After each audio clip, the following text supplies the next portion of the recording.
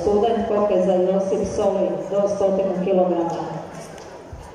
Neka se pripremi Milošević Damjan, istarski borac, 16 Stipe Zadar. Borba za treće mjesto do 73 kg održat će se na tatamiju 2.